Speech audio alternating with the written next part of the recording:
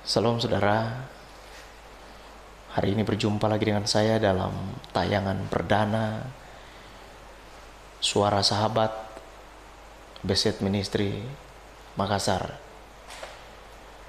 Saya Pendeta Jerry Palihema bersama dengan tim.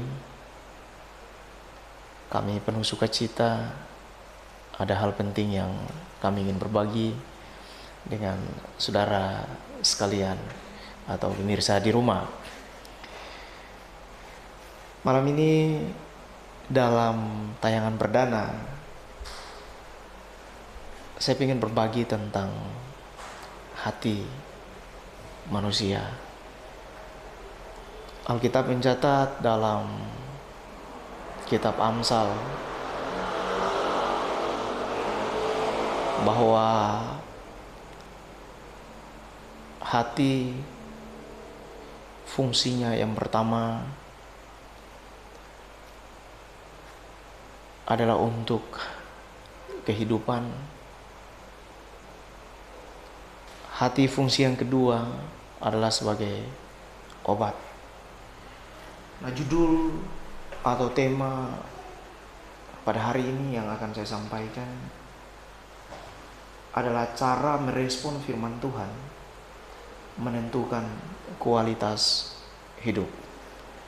Nah, saudara, tentu untuk merespon firman Tuhan yang dibutuhkan pertama-tama adalah hati.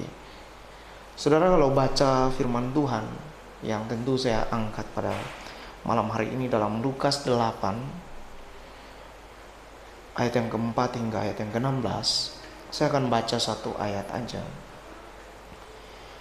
Pada ayat yang ke-10, lalu ia menjawab, kepadamu diberi karunia untuk mengetahui rahasia kerajaan Allah, tetapi kepada orang-orang lain hal itu diberitakan dalam perumpamaan, supaya sekalipun mereka memandang, mereka tidak melihat, dan sekalipun mendengar, mereka tidak mengerti.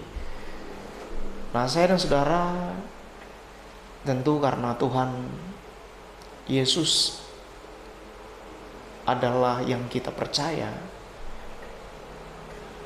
dan Roh Kudus yang dijanjikan oleh Tuhan telah tinggal dalam hidup kita,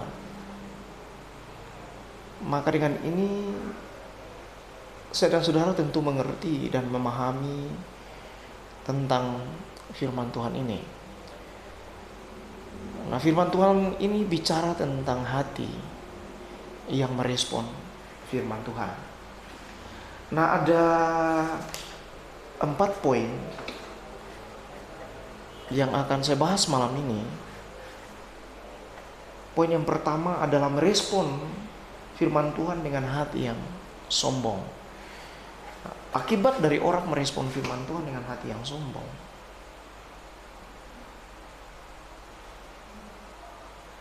adalah akan membuat orang itu sengaja berbuat dosa. Jadi merespon firman dengan hati yang sombong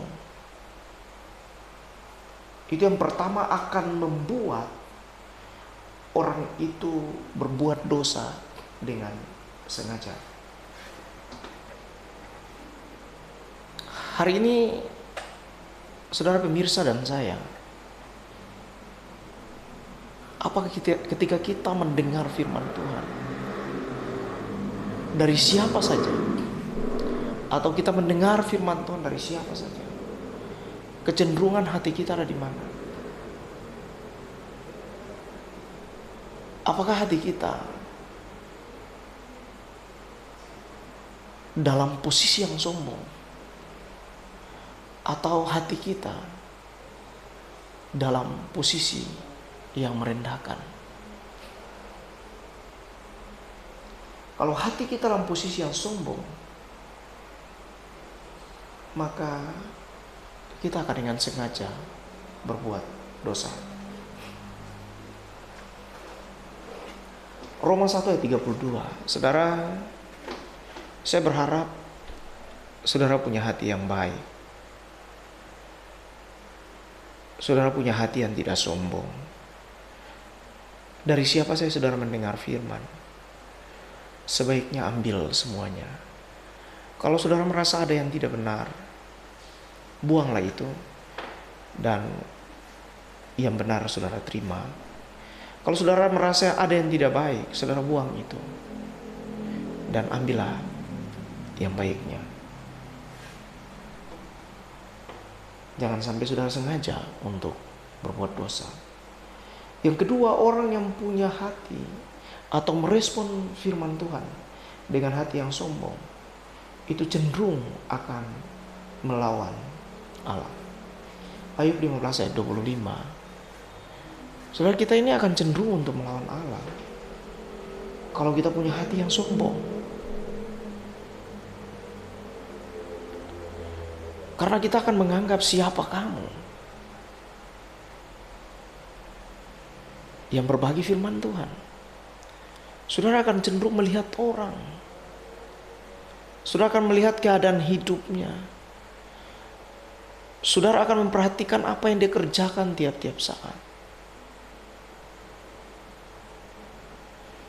Dan ketika orang itu bicara tentang firman Tuhan, saudara tidak bisa menerimanya. Alkitab catat, saudara lihat firman Tuhannya, jangan saudara melihat orangnya. Karena kalau saudara memandang rupa, saudara tidak akan bisa menerima firman dengan benar, dan cenderung hati saudara akan melawan Tuhan. Yang ketiga, orang merespon firman Tuhan dengan hati yang sombong, itu akan selalu membenarkan dirinya sendiri. Membenarkan diri sendiri. Selalu orang lain salah.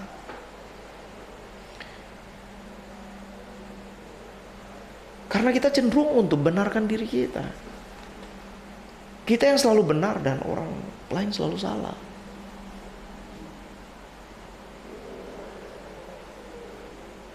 Bahwa hanya kita yang benar.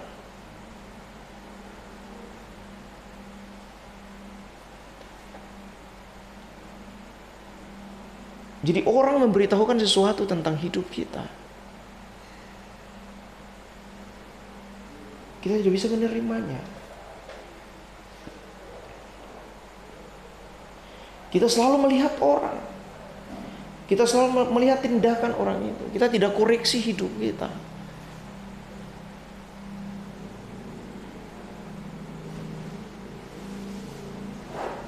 Kita tidak melihat hidup kita. Kita melihat hidup orang lain. Orang yang selalu cenderung memandang kehidupan orang lain, atau melihat kehidupan orang lain, tentu yang keluar dari mulutnya adalah penghakiman. Selalu menghakimi orang, padahal hidupnya sendiri belum tentu benar.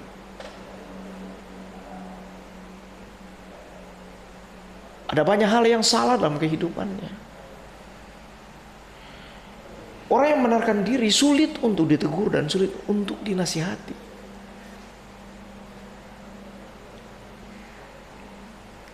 Karena sudah merasa. Saudara, kalau masih merasa, orang yang merasa dirinya benar, itu berarti tidak benar karena masih merasa. Saudara harus mengalami Tuhan dalam hidup saya dan saudara. Suara sahabat yang terkasih, mari kita kembali melihat diri kita, kembali melihat kehidupan kita. Jangan sampai ayat ini berlaku dalam hidup kita. Bukalah selumbar, jangan melihat selumbar di mata orang, padahal di matamu sendiri ada balok yang besar. Kita selalu melihat selumbar di mata orang, padahal dalam hidup kita tidak melihatnya. Ada yang lebih besar masalah dalam hidup kita. Dosa dalam hidup kita sangat besar. Kita tidak bisa melihatnya karena kecenderungan hati kita membenarkan diri. Yang keempat, orang yang merespon firman Tuhan dengan hati yang sombong, itu akan memiliki kesombongan rohani. Saudara bisa tahu orang yang sombong rohani. itu menganggap orang kalau tidak punya karunia itu tidak dipakai oleh Tuhan. Kalau belum berbahasa roh itu tidak dipakai oleh Tuhan. Kalau belum berdoa kepada orang dan orang itu disembuhkan, itu tidak dipakai oleh Tuhan. Kalau belum bernubuat, itu berarti orang itu tidak dipakai oleh Tuhan. Karena orang cenderung pada kesombongan rohani. Menganggap sudah punya karunia-karunia roh dalam hidupnya, punya karunia penglihatan, punya karunia bernubuat, dan lain-lain. Padahal semua karunia yang Tuhan kasih dalam hidup kita, Alkitab catat untuk kepentingan bersama. Tapi kadang kita pakai karunia-karunia untuk kepentingan pribadi kita, kepentingan organisasi kita, kepentingan gereja kita. Karunia ini kita pakai untuk hidup kita sendiri. Dan bahkan orang yang punya karunia pengetahuan bisa melakukan ini, bisa berbuat ini.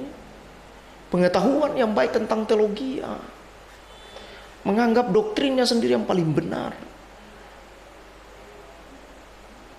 Saudara, Alkitab ingatkan bahwa Tuhan memakai orang-orang bodoh untuk mempermalukan orang-orang pintar. Tuhan memakai orang-orang bodoh untuk memperlukan orang-orang yang punya karunia.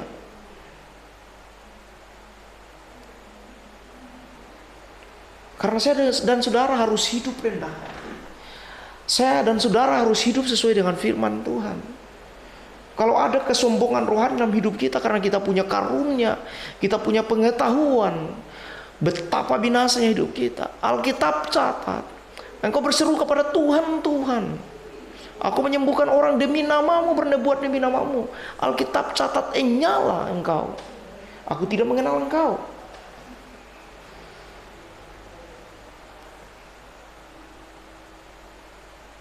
Itu sebabnya saudara, kita harus mengerti banyak tentang firman Tuhan. Hati harus diperbarui. Jangan sampai hati kita tidak benar di hadapan Tuhan. Karena dari hati orang terpancar aliran-aliran air hidup. Dan aliran-aliran air hidup atau kehidupan itu harus berguna buat sesama kita, orang-orang di sekitaran kita, supaya mereka menikmati kehidupan yang kita nikmati. Maka kita memenuhi hukum Kristus. Kasihilah Tuhan Allahmu dengan segenap hatimu, dengan segenap jiwamu, segenap akal budimu, dan kasihilah sama manusia seperti dirimu sendiri. Dan pernyataan Kristus tentang akhir dari sebuah waktu, bahwa Tuhan akan pisahkan yang mana kambing dan yang mana domba. Yang domba itu akan melakukan kehendak Tuhan, yaitu akan memperhatikan orang-orang miskin, orang-orang susah, akan memperhatikan orang-orang di penjara. Nah, orang-orang inilah yang berasal daripada Tuhan. Kalau hati kita sudah diperbarui, maka tentu kita tidak akan merespon firman Tuhan seperti poin yang pertama ini. Poin yang kedua, merespon firman Tuhan dengan hati yang keras. Saudara, seperti diumpamakan oleh Tuhan Yesus, bahwa firman Tuhan itu jatuh, atau benih itu jatuh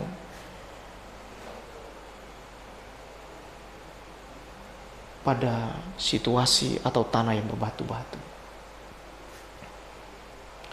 Nah, merespon firman dengan hati yang keras itu cenderung poin yang pertama, tidak mau mendengarkan nasihat. Nah, ini saudara, orang menasihati kita, kita tidak mau mendengarkan lagi. Karena kita punya hati yang keras. Orang menyatakan, saudara, jangan lakukan ini, jangan lakukan itu, jangan berbuat ini tidak berkenan di hadapan Tuhan. Tapi karena hati kita keras, nasihat itu kita tidak dengarkan. Alkitab catat, bukankah banyak penasihat itu jauh lebih baik? Tapi kita cenderung untuk mengabaikan nasihat itu. Nasihat yang terpenting adalah nasihat yang datang dari Tuhan. Baik lewat hamba-hambanya atau lewat siapa saja. Saudara, anak kecil pun bisa memberi nasihat dalam hidup kita. Itu sebabnya Yesus katakan kepada ke-12 murid yang bertengkar pada waktu itu. Karena mereka ingin siapa yang terbesar dalam kerajaan surga. Dan Yesus berkata kepada mereka, barang siapa tidak menyambut aku seperti anak kecil ini, dia tidak mendapat bagian dalam kerajaan surga. Dan Alkitab juga berkata bahwa barang siapa yang mau jadi terbesar, dia harus menjadi pelayan. Nah, saudara punya hati yang mana? Saudara mau hati yang keras? Kalau hati yang keras, maka saudara tidak akan pernah mau mendengarkan nasihat, baik dari orang tua, dari pendeta, dari orang-orang di sekitarannya, atau mungkin dari orang-orang yang kita anggap tidak berguna. Tapi nasihat itu akan sangat bermanfaat buat kita. Yang kedua, merespon dengan hati yang keras itu akan menghancurkan kehidupan orang lain. Nah, saudara,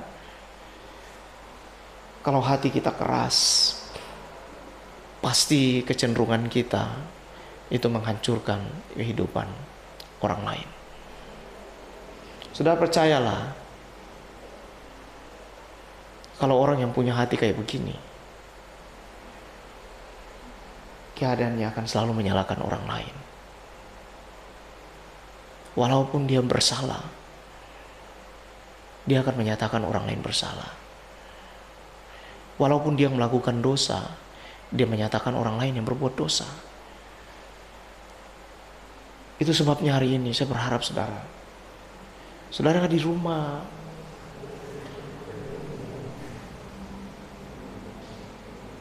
mari saudara lihat ini sebagai sebuah pelajaran firman Tuhan dalam kehidupan kita.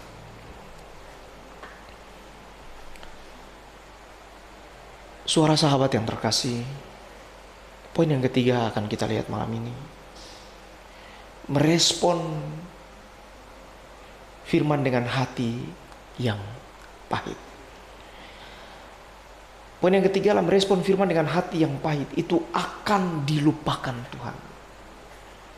Yesaya 23 ayat 15. Saudara, ketika saudara datang, Alkitab catat begini, kalau kamu mau berikan persembahan, dan ketika kamu punya masalah dengan orang, selesaikan dulu masalahmu, lepas persembahanmu, kemudian saudara pulang dan selesaikan masalah dengan orang lain.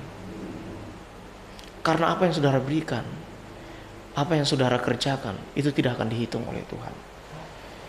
Jadi kalau kita merespon firman Tuhan dengan hati yang pahit, Tuhan akan lupakan hidup kita. Apa yang sudah kita kerjakan, Tuhan akan lupakan. Mungkin saudara bersalah dengan orang. Mungkin hati saudara lagi pahit. Ada kepahitan dalam hidup saudara. Ada masalah dalam hidup saudara. Saudara tidak bisa melepaskan pengampunan terhadap orang. Maka ini semua harus dilepaskan dulu. Alkitab catat, ampunilah kesalahan kami seperti kami mengampuni kesalahan orang lain. Apa yang engkau ingin kerjakan atau perbuat, orang lain perbuat. Apa yang engkau ingin orang lain perbuat kepadamu, perbuatlah juga kepadanya. Tapi kalau hatimu sudah pahit, saudara tidak akan pernah bisa melakukan itu. Itu akan membuat Tuhan melupakan hidupmu. Yang kedua, mengalami kematian secara jasmani dan rohani. Kalau saudara sudah punya hati yang pahit, Roh Kudus tentu sudah tidak akan mau tinggal dalam hidup saudara. Karena ada kepahitan dalam hidup saudara. Ada kepahitan dalam hidup saya. Cenderung hidup kita mempersalahkan orang lain. Kita akan marah. Kita tidak akan hidup lagi sesuai dengan firman Tuhan. Saudara, orang yang punya hati yang pahit bisa membawa hidupnya pada kematian. Karena penyakit-penyakit yang muncul saat-saat ini itu disebabkan dari dalam hati kita. Kita tidak bisa menguasai diri kita, menguasai hidup kita. Bisa terjadi kematian secara rohani karena Roh Kudus tinggalkan kita. Dan bisa mengalami kematian secara jasmani karena penyakit menyerang hidup kita. Dalam situasi yang sulit ini, dalam situasi yang penuh masalah ini, ada penyakit-penyakit yang datang dalam hidup kita. Kalau seandainya kita tidak punya hati yang gembira, tidak punya hati yang benar, maka kita tidak akan terpancar hidup kita, kehidupan yang sesungguhnya. Dan yang ketiga, terjadi murka Tuhan. Nah, saudara mau murka Tuhan terjadi dalam hidup kita? Tentu tidak, saudara.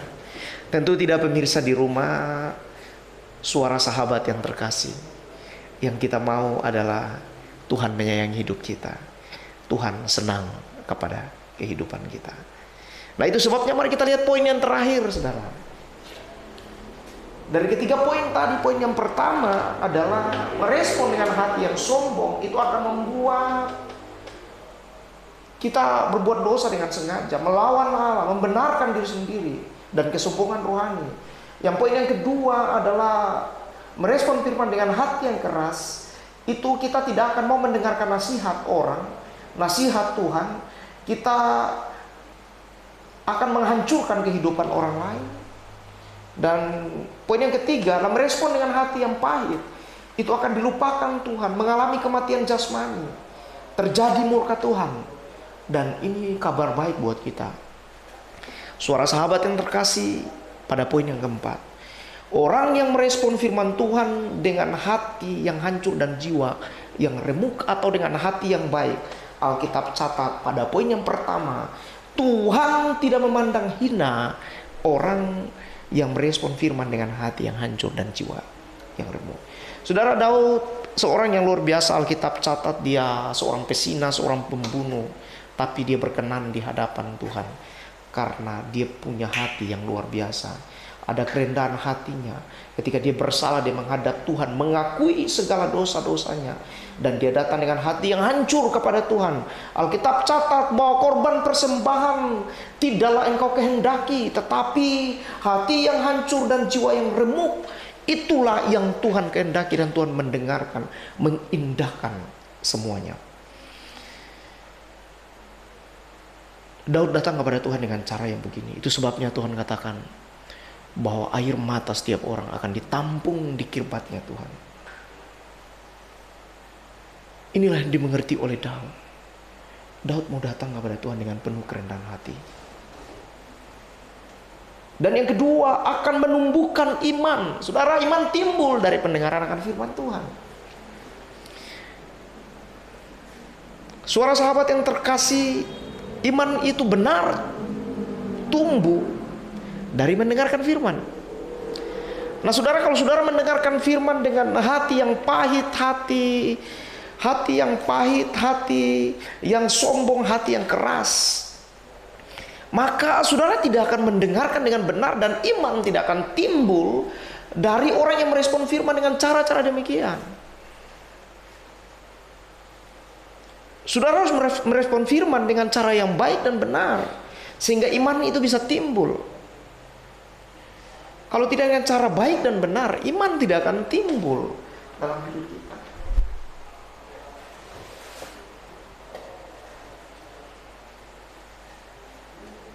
Dan yang ketiga, menghasilkan buah. Nah, Yesus memulai perumpamaan ini menyatakan bahwa ada benih yang jatuh di pinggir jalan, ada benih yang jatuh di tanah yang berbatu-batu, ada benih yang jatuh di semak duri, dan ada benih yang jatuh di tanah yang baik. Alkitab catat, benih yang jatuh di tanah yang baik atau yang subur itu akan menghasilkan buah. Dan setelah buah itu dihasilkan, akan menghasilkan benih. Setelah benih itu dihasilkan, ada kehidupan yang muncul selanjutnya. Makanya Alkitab catat ada yang berbuat 30 kali lipat, 60 kali lipat, 90 kali lipat, bahkan 100 kali lipat. Saudara, kalau merespon firman dengan hati yang benar dan hati yang baik, maka yang pertama, Tuhan tidak akan memandang hina saudara. Yang kedua, akan menumbuhkan iman. Yang ketiga, akan menghasilkan buah. Nah saudara, dalam kitab Yohanes, ketika Tuhan bicara tentang akulah pokok anggur yang benar dan Bapakulah pengusahanya. Saudara, kalau seorang pengusaha, apa yang didambakan? Kita harus mengerti tentang firman Tuhan ini. Sebagai pengusaha, yang Tuhan inginkan adalah hasil. Jadi kalau kerugian, itu tidak diinginkan oleh Tuhan. Karena seorang pengusaha itu selalu menghasilkan dan menginginkan hasil. Nah saudara, makanya untuk mendapatkan hasil yang baik, bisa berhasil 30 kali, 60 kali, 100 kali, kalau saudara merespon firman Tuhan dengan baik dan benar. Kalau ini terjadi dalam kehidupan saya dan saudara, maka betapa luar biasanya. Sebelum Yesus naik ke surga, Dia mengingatkan kita, pergilah jadikanlah semua bangsa muridku, baptislah mereka dalam nama Bapa dan Anak dan Roh Kudus. Ini yang Yesus sampaikan buat hidup kita, pergi jadikanlah semua bangsa muridku. Saya dan saudara bisa melakukan apapun. Jadi bukan hanya pendeta yang menginjil, bukan hanya pendeta yang menjadi hamba Tuhan, karena tidak ada gelar-gelar pendeta dalam Alkitab.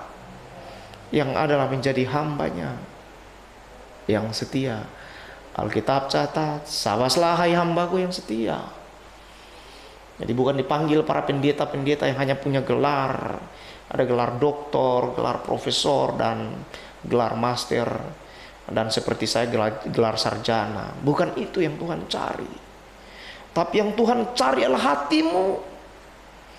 Apakah hatimu sebagai seorang hamba, atau hatimu ingin menjadi seorang tuan yang sombong?